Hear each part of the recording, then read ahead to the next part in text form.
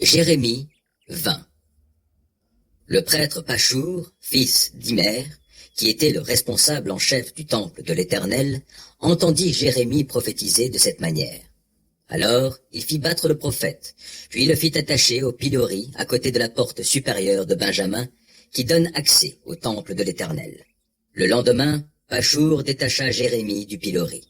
Celui-ci lui dit, « Ce n'est plus Pachour que l'Éternel t'appelle, mais de toutes parts c'est la terreur. Voici, en effet, ce que déclare l'Éternel. Je vais t'abandonner à la terreur ainsi que tous tes amis.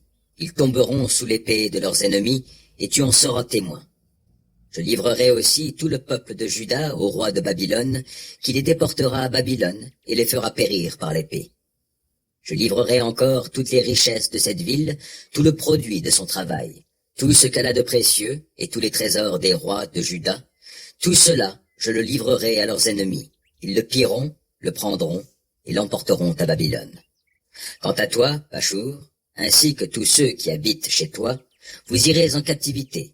Tu iras à Babylone, et c'est là que tu mourras, que tu seras enterré, ainsi que tous tes amis auxquels tu as prophétisé le mensonge. Tu m'as séduit, ô Éternel, et je me suis laissé séduire. Tu as usé de force à mon égard, et tu l'as emporté. À longueur de journée, je suis un objet de risée. Tous se moquent de moi. Chaque fois que je parle, c'est pour crier très haut. J'annonce ta violence et la dévastation. À longueur de journée, ta parole éternelle m'attire des outrages et des insultes. Et lorsque je me dis, je veux oublier sa parole et je ne parlerai plus en son nom, il y a dans mon cœur comme un feu qui m'embrase, enfermé dans mes os. Je m'épuise à le contenir et n'y arrive pas. J'ai entendu les propos menaçants que profère la foule. De toutes parts, c'est la terreur. Dénoncez-le, fit-il, nous le dénoncerons.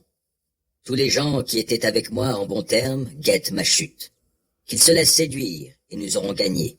Alors nous le tiendrons, et nous nous vengerons de lui.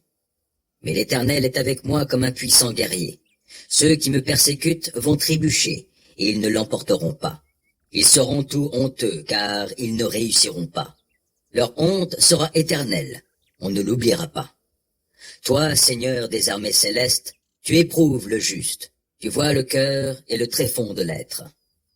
Que je vois donc comment tu les rétribueras.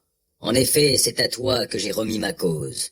Chantez à l'Éternel, oui, louez l'Éternel, car il sauve le pauvre de la main des méchants. Maudit soit à jamais le jour où je suis né. Que ce jour où ma mère m'a fait naître en ce monde ne soit jamais béni. Maudit soit l'homme qui porta la nouvelle à mon père en disant « Il t'est né un garçon » et qui lui a causé une très grande joie. Qu'il devienne semblable aux villes que l'Éternel a renversées sans regretter sa décision. Que, dès le point du jour, il entende des cris et des clameurs à l'heure de midi. Car il ne m'a pas fait mourir dans le sein de ma mère, qui serait devenue ma tombe, de sorte qu'à jamais elle m'aurait gardé en elle. À quoi bon être sorti de son sein, si c'est pour faire l'expérience de la souffrance, de l'affliction, pour consumer ma vie dans le mépris?